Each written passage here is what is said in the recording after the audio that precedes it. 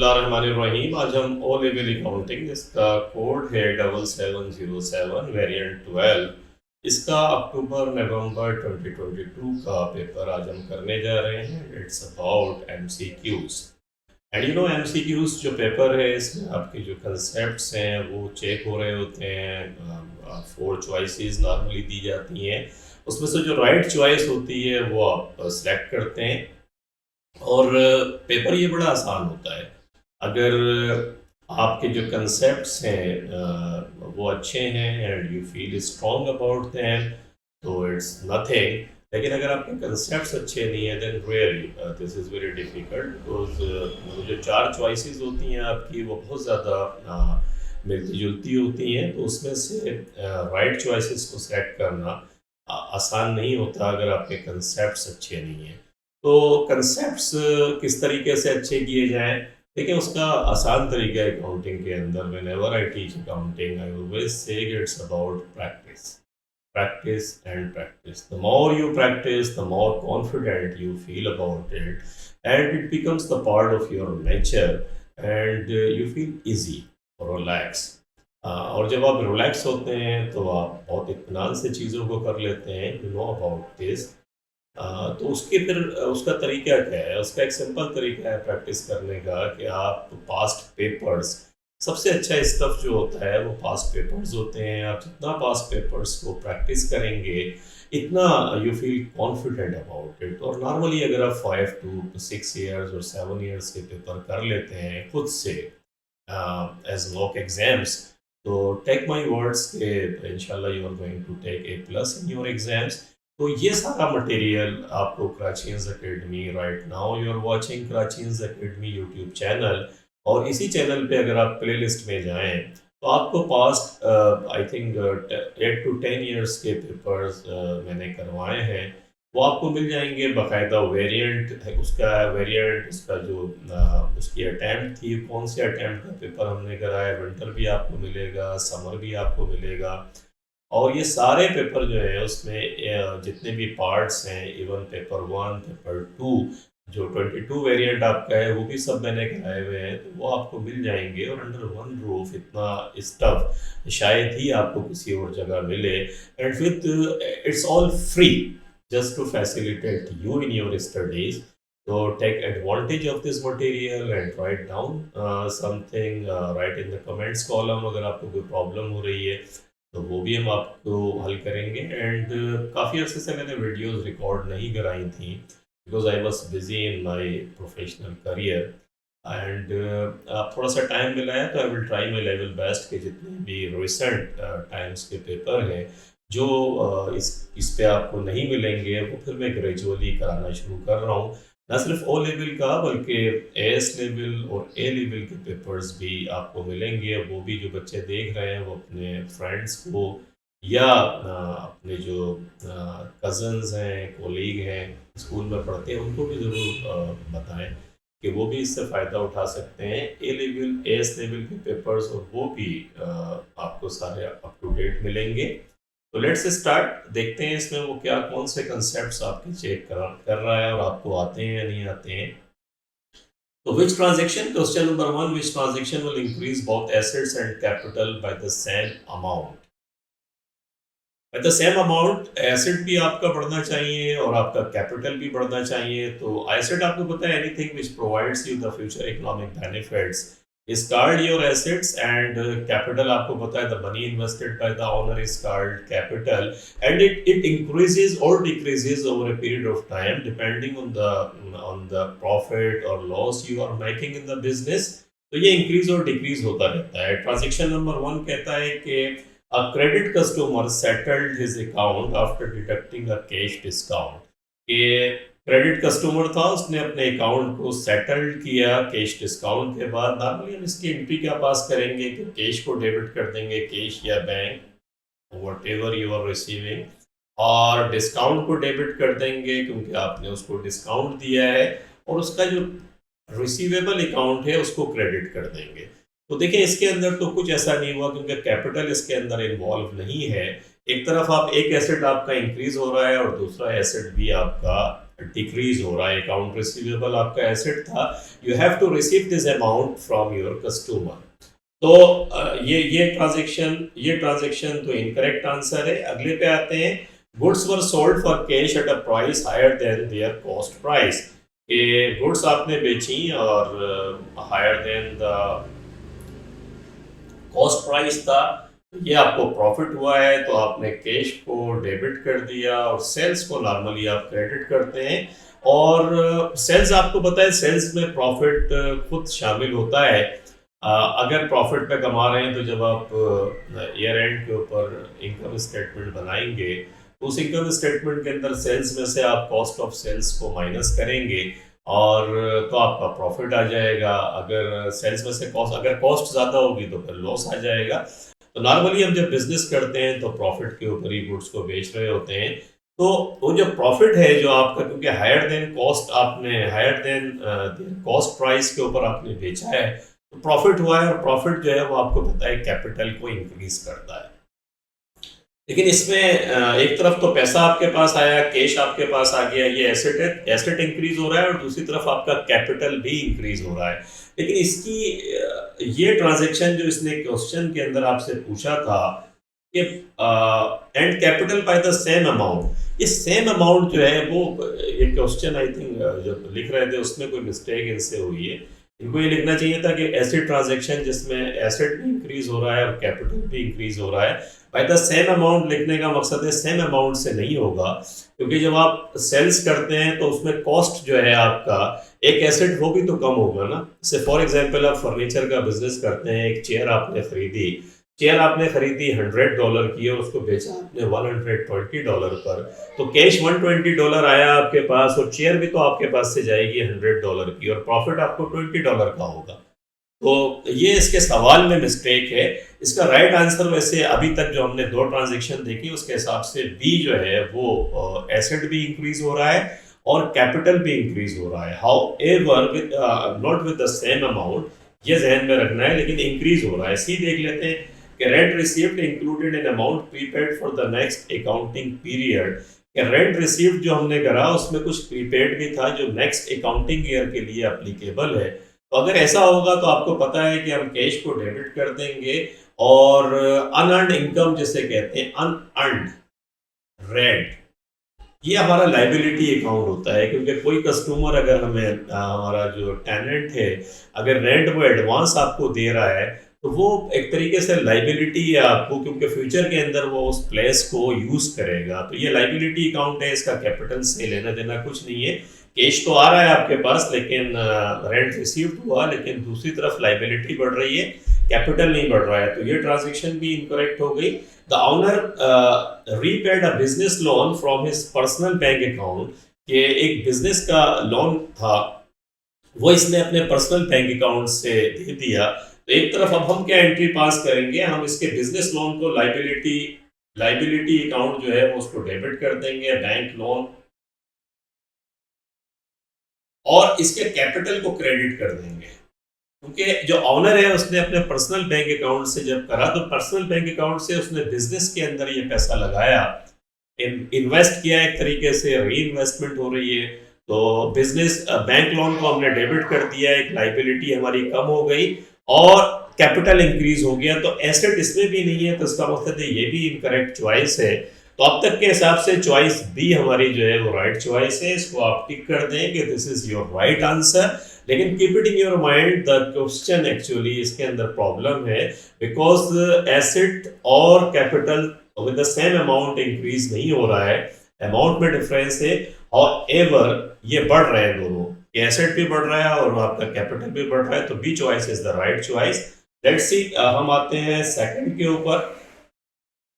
Question पे कहते हैं on 1 June 2021 sauce capital account had a credit balance of $120,000 के उसका जो कैपिटल अकाउंट था,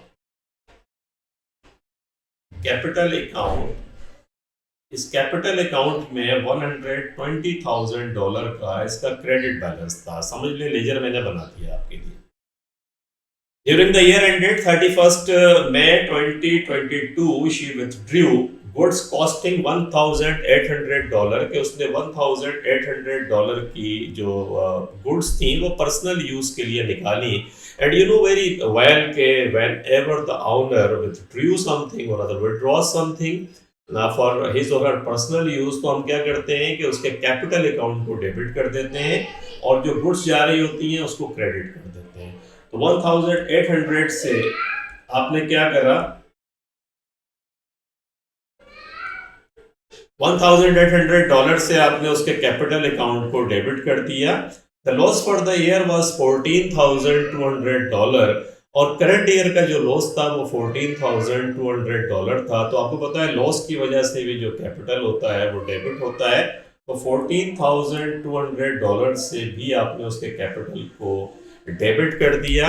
अब अगर आप जाकर देखें तो हो क्या रहा है कि उसका कैपिटल अकाउंट था $120,000 का और उसमें से 2 डेबिट हो गए, तो बैलेंस कितना बचा, 120,000 माइनस 1,800 माइनस 14,200, तो 104,000 बनता है ये। तो इसके दोनों लेजर आपके इक्वल हो जाएंगे। तो 1,400 बैलेंस CD, तो बैलेंस CD 1,400 आपका बनता है। और 1,400 की चॉइस अगर मैं देखूं कि दी हुई है तो 1,400 देखें आपको चॉइस ए के अंदर दिया हुआ है। तो इसका मकसद हुआ क्वेश्चन नंबर 2 का जो राइट आंसर है 1,400 और चॉइस ए जो है वो फिर राइट चॉइस है। तो आपने देखा कि बड़ा सिंपल कंसेप्ट था कि जो चीजें पर्सनल यूज के लिए निकलती हैं वो भी कैपिटल को कम करती हैं, इसलिए हमने कैपिटल को कम करा। और जो लॉस हुआ था उसकी वजह से भी कैपिटल आपका कम होगा, तो हमने दोनों को डेबिट करके डिफरेंस निकाला। तो उसका इतना कैपिटल बचेगा एंड में जो वो पूछता है कि what was the credit balance of shoes capital account, क्या कैपिटल क्रेडिट बैलेंस होगा, तो वो हमने निकाल लिया। आपने देखा। क्वेश्चन नंबर 3 के अंदर आते हैं।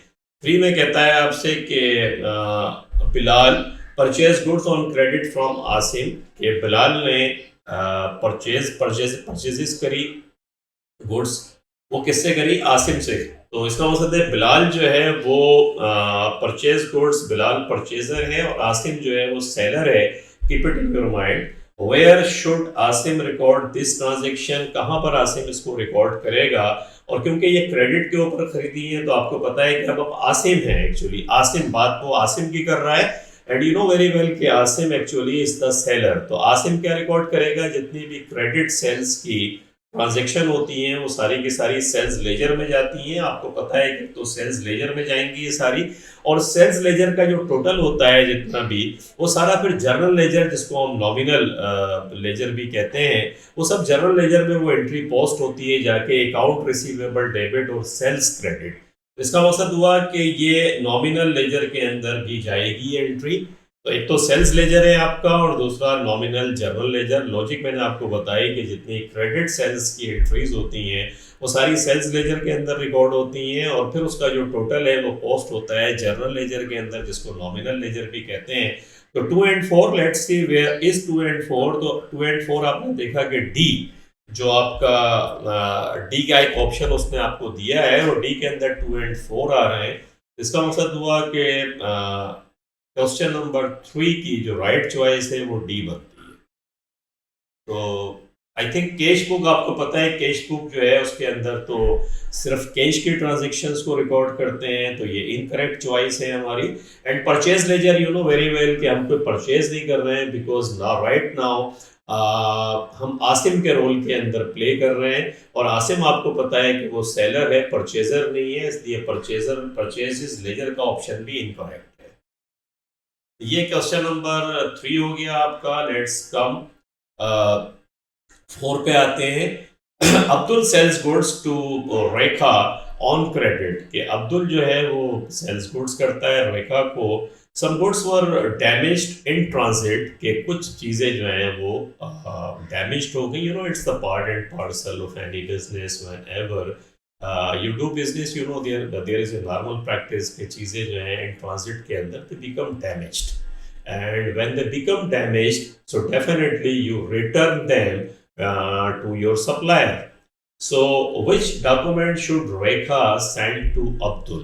And one thing is very important whenever you are doing accounting, कि अपने आप को उस रोल में रखें। जैसे अब वो रेखा की बात कर रहा है कि विच डॉक्यूमेंट वुड रेखा, तो ट्राई टू अंडरस्टैंड कि रेखा है कौन, परचेजर है या सेलर है। तो अब्दुल सेल्स गुड्स टू रेखा, तो रेखा जो है एक्चुअली उसको माल बेचा गया है, तो वो परचेजर है। दिस इज वेरी इंपॉर्टेंट, आप ध्यान में रखें कि ये परचेजर है और परचेजर का मकसद है कि रेखा ने माल खरीदा। रेखा को जब पता चला कि कुछ चीज़ें खराब हैं, तो वो क्या एंट्री पास करेगी अपने पास, वो ये पास करेगी अपने पास कि एक तो अकाउंट्स पेएबल लाइबिलिटी अकाउंट को डेबिट करेगी और क्रेडिट किसको करेगी, परचेजेस रिटर्न एंड अलाउंसेस। इसका मकसद है अकाउंट्स पेएबल या लाइबिलिटी अकाउंट को डेबिट करेगी, तो there is a common practice of sending debit note and credit note. If you are a supplier, or rather you buy something from your supplier and there is something you are going to return it, so you debit their account, और debit क्योंकि आपने उसके account को कराया है, तो आप क्या करेंगे, अकाउंट्स पेएबल आपने डेबिट किया है अब्दुल का, अब्दुल को आप कौन सा नोट भेजेंगे, because you are debiting Abdul account, तो फिर कौन सा नोट भेजेंगे आप, तो डेबिट नोट भेजेंगे। अपना कंसेप्ट सही कर लेंगे, हमेशा जो माल खरीदने वाला परचेजर है वो डेबिट नोट भेजता है, और अगर ये सेलर होता, अब्दुल की बात हो रही होती, तो वो क्रेडिट नोट भेजता क्योंकि वो अकाउंट रिसीवेबल को क्रेडिट करता। तो क्वेश्चन नंबर 4 आपने देखा कि बी चॉइस राइट है, क्रेडिट नोट गलत है क्योंकि हम परचेजर हैं, इनवाइस हो नहीं सकती क्योंकि लाइबिलिटी अकाउंट को डेबिट कर रहे हैं, और सेटलमेंट ऑफ अकाउंट भी नहीं है, स्टेटमेंट ऑफ अकाउंट भी नहीं है, बल्कि वो बाकायदा डेबिट नोट भेजेगा और ये अनाउंसमेंट है इस बात की कि we have debited your account, we are not going to pay this account to you. So this is important. Number 5 पे आते हैं। 5th कहता है what is not shown on an invoice, के इनवाइस पे क्या चीजें शो नहीं होती हैं। नॉर्मली देखिए ट्रेड डिस्काउंट को इनवाइस पे शो करते हैं, रिकॉर्ड नहीं करते। ट्रेड डिस्काउंट क्या होता है, जो बल्क परचेजेस के ऊपर आपको मिलता है और सेलर आपको देता है बल्क परचेजेस पे, तो वो इनवाइस पे उसको रिकॉर्ड करता है, लेकिन वो आप उससे एंट्री उसकी रिकॉर्ड नहीं करते क्योंकि नेट होके आ रहा होता है, तो रिकॉर्ड होता है बिल्कुल। डेट पेमेंट तो पता ही नहीं है क्योंकि इनवाइस अभी बन रही है, अभी पेमेंट तो पता ही नहीं किस डेट को होगी, उसी डेट को होगी पेमेंट उस इनवाइस की या बाद में होगी, इसलिए इनवाइस के ऊपर कभी भी डेट पेमेंट मेट नहीं आती। ये कॉमन सेंस है, आई थिंक आपको पता होना चाहिए। डिटेल्स ऑफ गुड सप्लाइड ये तो बिल्कुल आएंगे क्योंकि जो माल सप्लाई कर रहा है अगर वही नहीं होगा तो फिर इनवाइस किस बात की है। एंड टर्म्स ऑफ पेमेंट्स भी आएंगे कि कितने दिन के अंदर आपको पे करना है, तो डेट पेमेंट मेड अलबत्ता नहीं आएगी। तो क्वेश्चन नंबर 5 की जो राइट चॉइस है वो फिर आपकी बी बनती है, 5th की आपकी बी चॉइस बनी। और अब आ जाते हैं हम 6 के ऊपर। 6 में कहता है on 1st September Peter sent a cheque to his credit supplier John, के पीटर ने एक चेक भेजा अपने क्रेडिट सप्लायर को, उसका नाम जॉन है। This was correctly entered in John's books, ये करेक्टली एंटर्ड हो गया जॉन्स की बुक में। On 10 September the cheque was return unpaid due to lack of funds, ये चेक वापस आ गया क्योंकि फंड नहीं था। किसके अकाउंट में फंड नहीं था, पीटर के अकाउंट में फंड नहीं था, क्योंकि जॉन को तो दिया है, तो जॉन एक्चुअली सेलर है और पीटर जो है वो परचेजर है। पीटर ने पेमेंट करी जॉन को चेक के जरिए, लेकिन वो चेक रिटर्न होके वापस आ गया।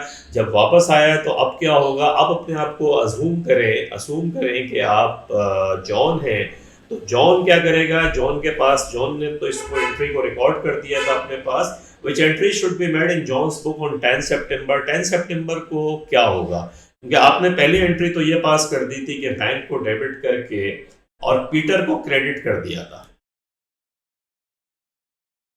लेकिन अब वो चेक बैंक से वापस आ गया कि भाई फंड ही नहीं है पीटर के अकाउंट में, तो आप क्या एंट्री पास करेंगे, आप पीटर के अकाउंट को डेबिट कर देंगे और बैंक आपका कम हो जाएगा।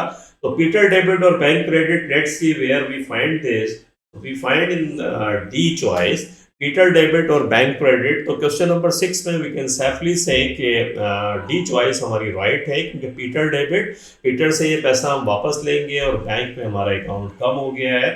अब बैंक डेबिट इररिकवरेबल डेट्स तो ये है ही नहीं, क्योंकि कोई पैसा अभी तो वो देगा हमें। बैंक डेबिट, बैंक क्रेडिट हो रहा है, ये भी रॉन्ग है। इररिकवरेबल डेट्स भी गलत है, तो डी चॉइस फिर सही होती है। क्वेश्चन नंबर 7 पे आते हैं। Which entries should be made to post the monthly totals of the discount allowed and discount received columns of the cash book? Which entries should be, keep it in your mind the layout of cash book. On debit side, we have discount allowed, and on the credit side, we have discount received. So, whenever we give discount to our supplier or other, we receive discount from discount allowed. We give discount to our supplier. So, this is called discount allowed. And whenever we receive discount, कि हम payment कम कर रहे होते हैं, तो अगर हम payment कम करेंगे तो वो डिस्काउंट रिसीव्ड है, वो इनकम होती है हमारी। और डिस्काउंट अलाउड माने हमने किसी को डिस्काउंट अलाउड किया, अपने अपने को जिसको हमने माल बेचा था, तो उस सूरत के अंदर डिस्काउंट अलाउड जो है नॉर्मली डेबिट होता है और डिस्काउंट रिसीव्ड क्रेडिट होता है उसकी बाय नेचर। तो डिस्काउंट अलाउड हम अपने कस्टमर को दे रहे हैं, तो इसलिए वो एक्सपेंस होगा, और डिस्काउंट रिसीव्ड जो है वो इनकम है एक तरीके से आपकी। तो keep it in your mind. तो हम क्या करेंगे कि डिस्काउंट अलाउड को डेबिट करेंगे, डिस्काउंट अलाउड और डिस्काउंट रिसीव्ड। तो डेबिट डिस्काउंट अलाउड अकाउंट बिल्कुल सही है, हम डेबिट करेंगे डिस्काउंट अलाउड को और क्रेडिट करेंगे डिस्काउंट रिसीव्ड अकाउंट। विच एंट्रीज, ये एंट्री पास होंगी। और डिस्काउंट अलाउड को डेबिट करेंगे, अकाउंट रिसीवेबल को क्रेडिट करेंगे, और डिस्काउंट रिसीव्ड को क्रेडिट करेंगे और अकाउंट्स पेएबल को डेबिट करेंगे। तो ये आपकी समझ में आ गया कि discount allowed debit, account receivable credit और डिस्काउंट रिसीव्ड क्रेडिट और अकाउंट्स पेएबल डेबिट। ये एंट्री सही है। क्रेडिट डिस्काउंट अलाउड ये रॉन्ग है, ये भी गलत हो गया। क्रेडिट इनकम स्टेटमेंट ये भी इनकरेक्ट है, और डेबिट इनकम स्टेटमेंट ये भी नहीं है, क्योंकि यहाँ से रिकॉर्ड होने के बाद ये इनकम स्टेटमेंट का पार्ट बनेंगी जाके, लेकिन राइट नाउ ऐसा नहीं है। तो क्वेश्चन नंबर 7 तक आज हमने पढ़ा, इसको हम यहीं स्टॉप करते हैं और फिर इसी सिलसिले को हम कंटिन्यू करेंगे, क्योंकि इन कंसेप्ट्स को जो मैंने आपको बताए हैं इनको रिवाइज करें अपने पास, और फिर यहीं से इस सिलसिले को हम दोबारा शुरू करेंगे। कोई चीज़ अगर समझ नहीं आई तो भी मुझे बताइएगा, एंड मिलते हैं इंशाल्लाह छोटे से ब्रेक के बाद।